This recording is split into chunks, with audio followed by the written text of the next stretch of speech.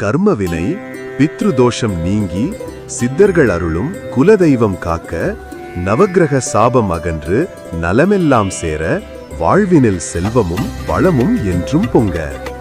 ஓம் மாதா பிதா குருப்யோ நமஹா. அனைவருக்கும் வணக்கம். நான் உங்கள் சிவஸ்ரீ சங்கமேஸ்வரன்.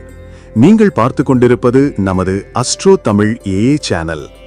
ஜோதிடம் மற்றும் ஆன்மீகம் சார்ந்த பல அரிய தகவல்களை நாம் தொடர்ந்து பார்த்து வருகிறோம். அந்த வரிசையில் இன்று பஞ்சாங்கத்தின் மிக முக்கியமான ஒரு அங்கமான கரணம் பற்றி ஆழமாகவும் அனைவருக்கும் புரியும் வகையிலும் பார்க்க போகிறோம். கரணம்னா என்ன? அது எப்படி நம்ம வாழ்க்கையை பாதிக்குது? நல்ல கரணத்தை எப்படி தேர்ந்தெடுக்கிறது? இது எல்லாத்தையும் பாயிண்டா தெரிஞ்சுக்கலாம். வாங்க நிகழ்ச்சிக்குள்ள போகலாம். முதலில் கரணம் என்றால் என்ன? இதனுடைய அடிப்படை விளக்கத்தை தெரிஞ்சுக்கலாம். நண்பர்களே, பஞ்சாங்கம்னா 5 உறுப்புகள்னு நமக்கு தெரியும். திதி, வாரம், நட்சத்திரம், யோகம், கரணம். இதுல 5வது உறுப்பு தான் இந்த கரணம். ரொம்ப எளிமையா சொல்லணும்னா ஒரு திதியின் பாதி அளவுதான் ஒரு கரணம். இன்னும் விளக்கமா சொன்னா சூரியனுக்கும் சந்திரனுக்கும் இடையே உள்ள தூரம் 12 டிகிரி. இதுதான் ஒரு திதி. அதுல பாதி, அதாவது ஒவ்வொரு 6 டிகிரிக்கும் ஆகும் காலம்தான் ஒரு கரணம். உதாரணத்திற்கு இந்த புகைப்படத்தை பாருங்கள். மையத்தில் எர்த் பூமி உள்ளது. சன் ஒரு புறம் இருந்து ஒளி தருகிறது. நியூ மூன் அமாவாசை நிலையில் சூரியனும் சந்திரனும் 0 டிகிரி கோணத்தில் இருப்பதை நீங்கள் காணலாம். சந்திரன் தன் சுற்றுப்பாதையில் நகர நகர கோணம் உருவாகிறது. அதில் 12 டிகிரி அளவுள்ள ஒரு பகுதி ஒரு திதி என குறிப்பிட்டுள்ளது. அந்த 12 டிகிரி திதி 2 சரிபாதிப்பு பகுதிகளாக பிரிக்கப்பட்டு ஒவ்வொன்றும் 6 டிகிரி அளவுள்ள ஒரு கரணம் என குறிப்பிட்டுள்ளது. ஒரு மாசத்துக்கு மொத்தம் 60 கரணங்கள் வரும்.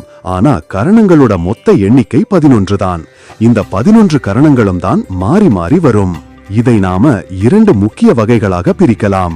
முதல் வகை சரகரணங்கள், நகரும் கரணங்கள். இதுல 7 கரணங்கள் இருக்கு.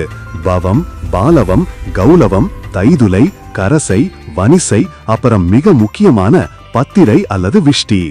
இந்த 7 கரணங்களும் ஒரு மாசத்துல 8 தடவை திரும்ப திரும்ப வரும்.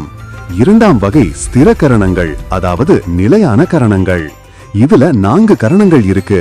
சகுனி, சதுஷ்பாதம், நாகவம், கிம்ஸ்துக்னம். இந்த 4 கரணங்களும் மாதத்தோட இறுதியில மட்டும்தான் வரும். இவை பொதுவாக சுப காரியங்களுக்கு உகந்தது அல்ல. இந்த கரணம் நமக்கு எப்படி வேலை செய்கிறது என்றதை பார்ப்போம். கரணம் என்ற சொல்லுக்கே செயல் அல்லது காரியம்னு பொருள் இருக்கு. நாம செய்யற காரியத்தோட விளைவை தீர்மானிக்கிற சக்திதான் கரணம். சுப காரியங்களில் முகூர்த்தம், திருமணம், கிரகப்பிரவேசம், தொழில் தொடங்குறது மாதிரி எந்த ஒரு நல்ல காரியம் செஞ்சாலும் நல்ல கரணத்துல செய்யணும்னு சொல்லுவாங்க. அப்போதான் அந்த காரியம் தடையின்றி ஜெயமாகும். ஒருத்தர் பிறக்கும் போது என்ன கரணம் இருந்ததோ அது அவரோட குணத்தையும் திறமையையும் தொழிலையும் பாதிக்கும். உதாரணமா வனிசை கரணத்துல பிறந்தவங்க வியாபாரத்துல சிறப்பா இருப்பாங்க. அடுத்ததாக கரணத்தின் ஆற்றலை நமக்கு சாதகமாக பயன்படுத்துவது எப்படின்னு பார்ப்போம். சரி, இந்த கரணத்தை எப்படி நமக்கு சாதகமா மாத்துறது? இதுக்கு 2 வழிகள் இருக்கு. வழி 1, சரியான கரணத்தை தேர்ந்தெடுப்பது. சுபமான கரணங்கள் பவம், பாலவம், கௌலவம், தைதுலை, கரசை, இந்த 5ம் சுப காரியங்களுக்கு ரொம்ப நல்லது. வியாபாரத்திற்கு உகந்தது. வனிசை கரணம் வியாபாரம் மற்றும் கொடுக்கல் வாங்கலுக்கு சிறந்தது. கண்டிப்பாக தவிர்க்க வேண்டியவை பத்திரை, விஷ்டி கரணம் மிக மிக அசுபமானது. இதில் தொடங்கும் காரியம் தோல்வியில்தான் முடியும்.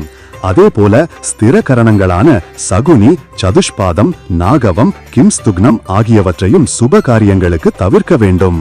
வழி 2, பரிகாரம் செய்வது. ஒருவேளை தவிர்க்க முடியாம பத்திரை கரணத்துல ஒரு வேலையை செய்ய வேண்டியிருந்தா என்ன பண்றது? அதுக்கு ஒரு பரிகாரம் இருக்கு. பத்திரை கரணத்தின் அதிபதி யமதர்மராஜன்.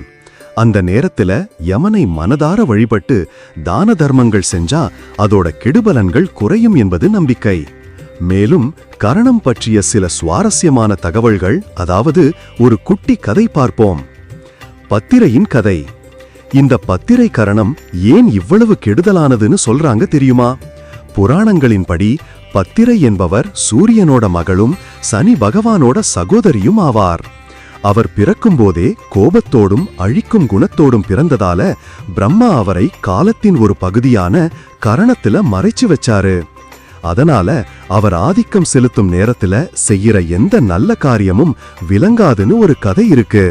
பெயர்களும் அதன் அர்த்தங்களும். சதுஷ்பாதம் 4 கால் பிராணி. இது கால்நடைகள் சம்பந்தப்பட்ட விஷயங்களுக்கு ஓரளவு நல்லது. நாகவம் பாம்பு. இது வஞ்சகம் ஆபத்தை குறிப்பதால் நல்லதல்ல. வணிசை வணிகன். இது வியாபாரத்தை குறிக்கிறது. ஆக நண்பர்களே, கரணம் என்பது வெறும் நேரத்தை குறிக்கும் ஒரு பிரிவு மட்டுமல்ல, அது நாம் செய்யும் செயல்களின் வெற்றியை தீர்மானிக்கக்கூடிய ஒரு பிரபஞ்ச ஆற்றல் என்பதை புரிந்திருப்பீர்கள். சுபமான கரணங்களை தேர்ந்தெடுத்து உங்கள் காரியங்களை செய்யுங்கள், வெற்றிகளை பெறுங்கள். இந்த தகவல் உங்களுக்கு நிச்சயம் பயனுள்ளதாக இருந்திருக்கும் என்று நம்புகிறேன். மீண்டும் அடுத்த பதிவில் திதி எப்படி நமக்கு வேலை செய்கிறது என்பதை ஜோதிட தகவலுடன் உங்களை வந்து சந்திக்கும் வரை உங்களிடமிருந்து விடை பெறுவது உங்கள் சிவஸ்ரீ சங்கமேஸ்வரன். இது உங்கள் அஸ்ட்ரோ தமிழ் AI சேனல். மறக்காமல் நமது சேனலை சப்ஸ்கிரைப் செய்யுங்கள், லைக் செய்யுங்கள், உங்கள் நண்பர்களுக்கும் ஷேர் செய்யுங்கள். நன்றி, வணக்கம்.